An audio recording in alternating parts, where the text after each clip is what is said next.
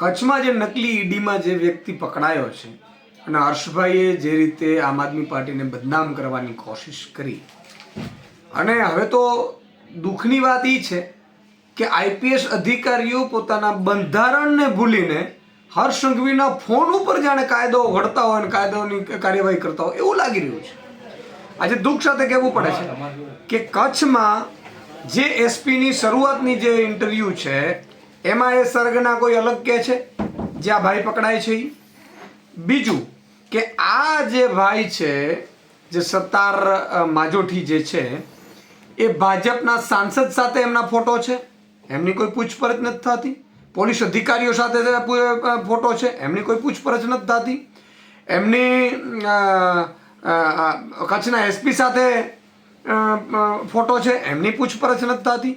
એટલું નહીં, હું એસપીને કચ્છ એસપી અને કલેક્ટરશ્રી પાસે એક માંગ કરું છું કે મેં સાંભળ્યું છે કે જેમનું કલેક્ટર ઓફિસમાં જ સાંસદનું જે કાર્યાલય છે જનસેવા કેન્દ્ર, એમાં છેલ્લા 3 મહિનાથી આ ભાઈ બેઠો હોય છે.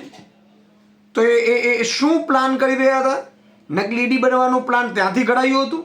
અચ્છા, હવે આમ આદમી પાર્ટીને બદનામ કરવા માટે પહેલાં કચ્છ એસપી એવું કહે છે કે આ સરગના છે અને આ કદાચ આ લોકો રૂપિયા લેતા હોય એવી લાલચથી છે, અને હર્ષ સંઘવીના ટ્વીટ પછી તરત જ એસપીનું નિવેદન બદલાઈ જાય છે, ફરીથી અલગ એસપીની બાઇટ આવે છે.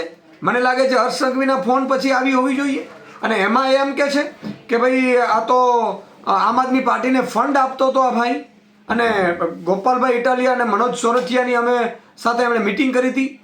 એટલે મિટિંગ તો તમે તમારી પાસે એટલું બધું પુરાવા આવી ગયા રાતોરાત કે તમે એમના પૂછપરછ સુધીની વાતચીત કરવા માંડી. તમે સવાલ એ છે કે હર્ષભાઈ ડરી ગયા છે. હર્ષ સંઘવીએ ગોપાલભાઈએ જ્યારે ટ્વીટ શરૂ કર્યું અને હર્ષ સંઘવી સામે ચેલેન્જ ફેંકી એટલે એણે કચ્છ એસપીને ફોન કરી અને ડરાવવાની કોશિશ કરો છો. તમે કાયદાની વિરુદ્ધ જઈને કોશિશ કરો છો.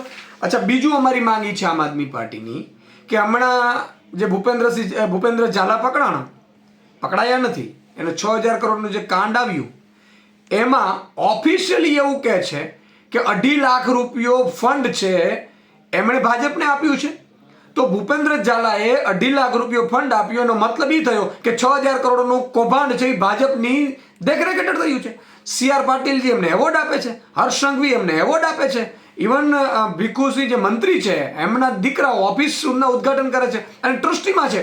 તો આ બધાએ FIRમાં નામ કેમ નથી? હર્ષ સંઘવીનો પણ તપાસ થવી જોઈએ, હર્ષ સંઘવીની પણ પૂછપરછ થવી જોઈએ, તો CR પાટીલની પણ પૂછપરછ થવી જોઈએ. અને જો આવું થશે તો લગભગ હમણાં નકલી CBI અધિકારી મોરબીમાં પકડાનો છે, એ ભાજપનો કાર્યકર્તા છે, તો આખી ભાજપ જેલમાં હોવી જોઈએ.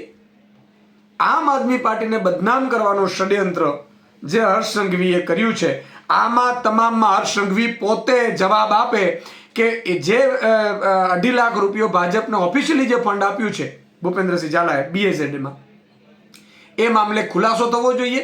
અને હર્ષ સંઘવી CR પાટીલની શું પૂછપરછ કરશે? પોલીસ તાકાત છે પોલીસની. તો આ તમામ બાબતે આગામી સમયમાં આમ આદમી પાર્ટી રણનીતિ સાથે ગ્રાઉન્ડ ઉપર ઉતરશે.